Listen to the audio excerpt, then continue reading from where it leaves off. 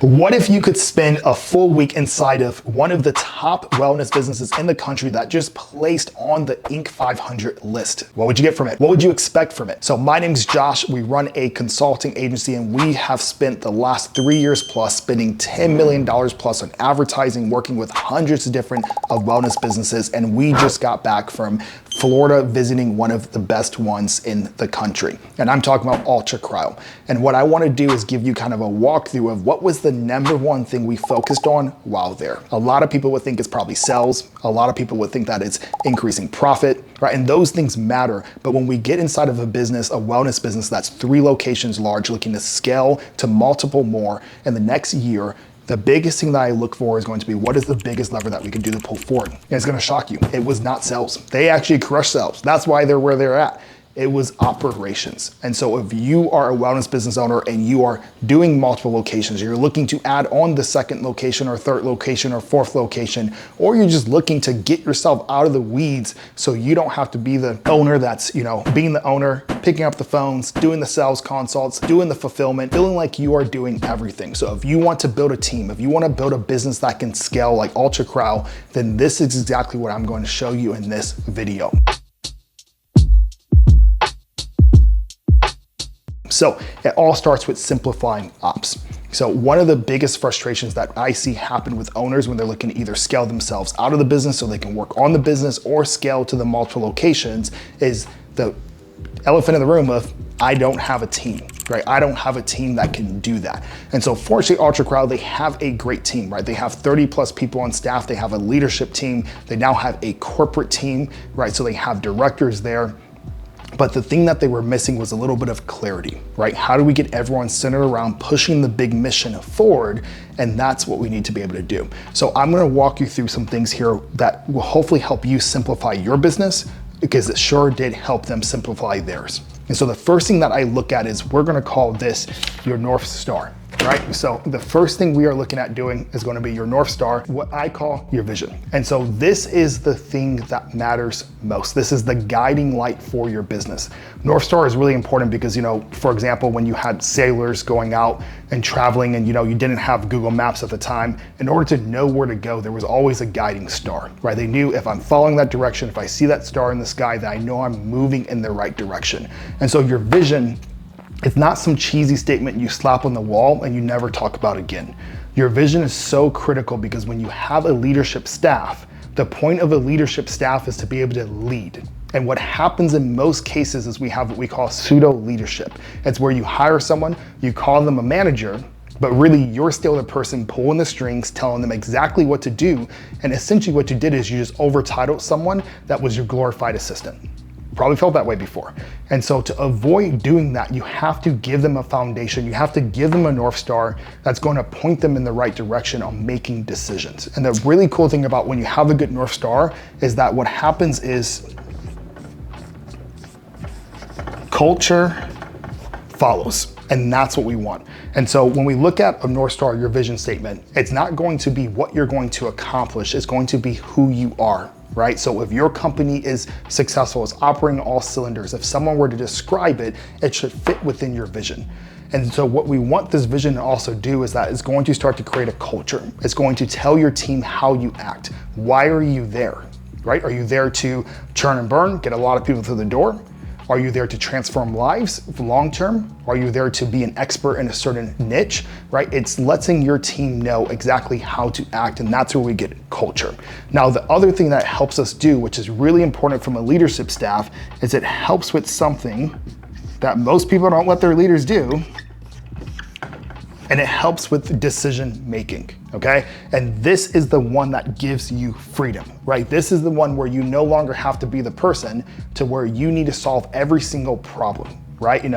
Toilet floods, they call you, right? Customer comes in with a different question that they never asked before, they call you. Something new happens, they call you. And so what happens is then you are now the bottleneck of your business. And so you need to give your people the ability to make decisions. But the reason why that's so tough to do is because what happens when they make the wrong decisions, right? They sometimes might not make decisions like you. And so what your vision does right? Your vision gives them culture and it gives them decision making. It now allows them to know that if this decision pushes forward and aligns with the vision, it's probably a pretty good decision for the business. And you want your managers to be able to do that. And the cool part is, it's even if they make the wrong decision, let's just say they make the decision, they make a call, they make a mistake, but if they can come back to you and show you how their thought process, that decision aligned with your North Star, that's still a win. Right? Cool. Now you got to go and coach, right? You have to maybe update, make sure they're clear on what the vision is and how that decision maybe didn't align with it. But if you see that it did align with it, then perfect. We just course correct, right? They're going to make mistakes, but you want them to make mistakes that are aligned towards this, because then they're healthy mistakes for the business. And so North Star is where we have to start. And this might feel a little bit, woo-woo, right? Do your crystal ball, your vision. But I'm telling you, if you don't have this, then the rest of what I'm going to show you does not matter. So make sure that we work on that.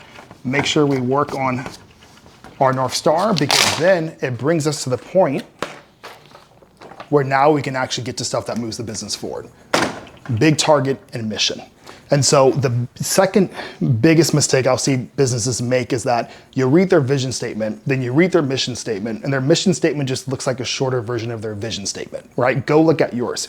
And so for some weird reason, I don't know where it's came from, we just have these two similar things. And what happens is they don't mean anything to anyone on the team. And so when I look at a mission statement, I look at accomplishment. Right? A mission is this is what we're going to do. This is what we're going to accomplish. And we know if we've done it or not. And so when we look at a mission statement in the business, I usually just like to call it a big target. And so this is something that we are looking to, if we align with our vision, if we carry out our vision, then in the next 5 to 10 years, you can pick whatever that number is going to be based off of what the target you set.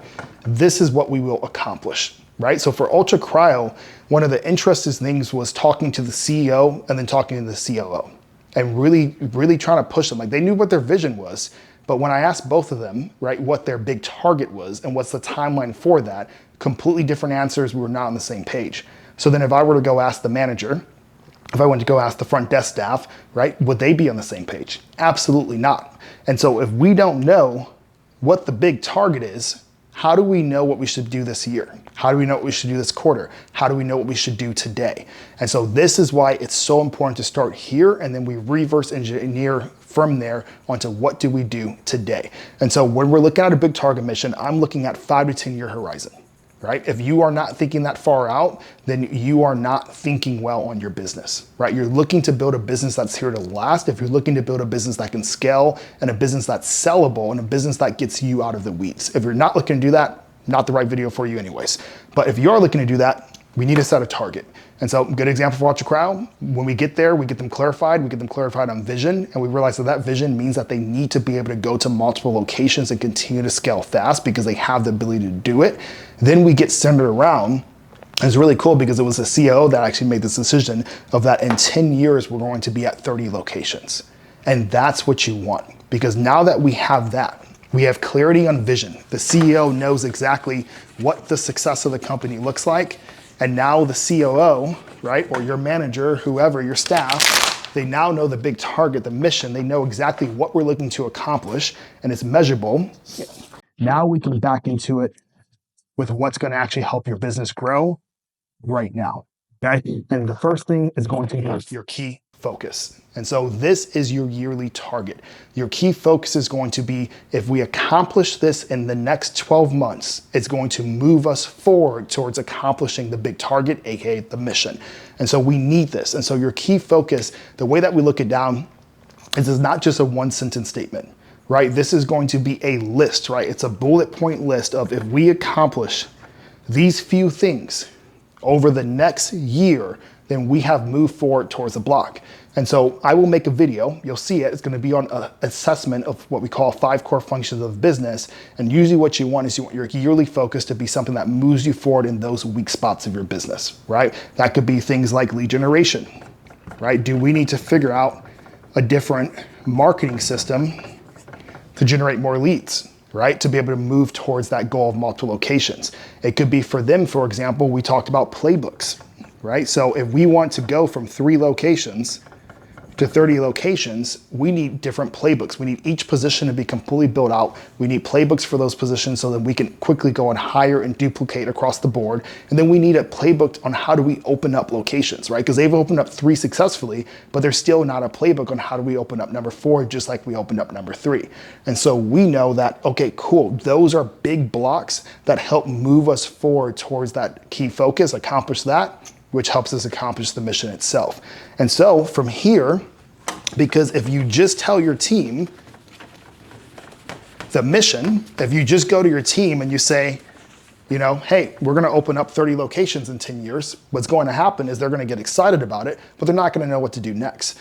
And then even if you just come and you say, hey, this is what we're going to accomplish over the next year, you're one step better, but they still are gonna be a little bit confused on what do they tactically do, right? Because what you want to do here is, the point of this is to build operations, to build a successful team. So what you don't want is you don't want you to be the only person that knows these things and understand how to put them forward. So where we want to go next, and this is where you would actually do this with your leadership team if you have it, or do it with your manager, right? Or do it with your number 2.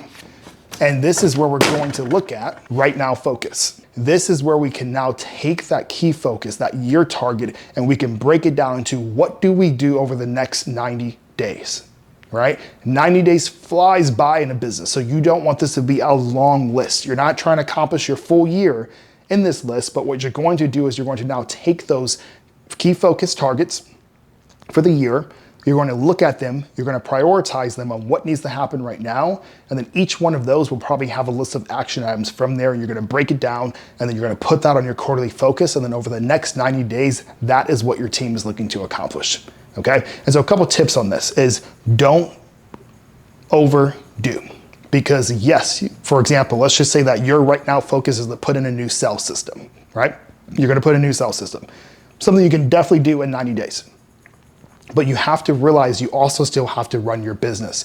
There are gonna be fires that happen, right? There are gonna be employee problems. There are gonna be multiple things that pop up that you still have to deal with. So the only thing on yours and your team's docket is not just going to be what's on the quarterly focus. Now you want it to be that way, right? That's when you have a business that's thriving, when you set a 90-day quarterly focus, 90% of activity is towards those milestones, but you have to be realistic and understand that you don't want to make this a huge list. You want to make it a list of priority items that you absolutely want to see accomplished, because you want to get your team in the habit of when we set a 90-day target, we hit it, right? Or we get damn near close.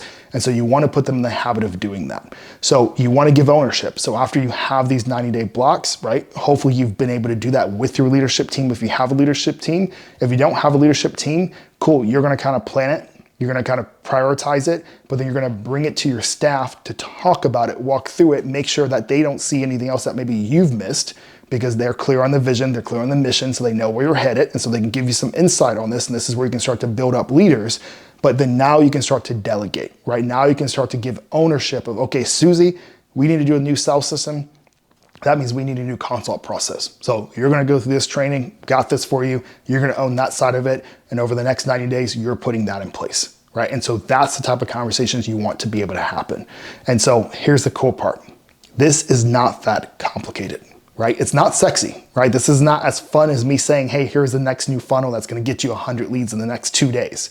But what this is going to do is it's going to simplify your business so then you can move forward, but you can move forward with a team behind you. Because if you feel like you're dragging an anchor right now, if you feel like you're the only person in your business that actually truly cares about it, if you feel like you are the only person in your business that can do the consults, pick up the phones, and do everything well, then you don't have a business, right? You have a prison. And so if you want to have a real business, if you want to have a real team that can tell you what the next best move is, put these foundations in place, and I promise you will see what will happen. All right, guys. If you like this type of content, if you want to get more about this, if you want to learn from the insight secrets of what's actually happening with wellness business owners that are doing multiple 7 figures with big teams, right? Things that are actually working, then I'm going to continue to make this content, but I need to know that you want it. And so if you want it, please go ahead and subscribe, shoot me a comment below on some topics that you would like to see or any problems in your business you would like me to cover, and I will be happy to do so. Until then, I'll see you guys in the next one.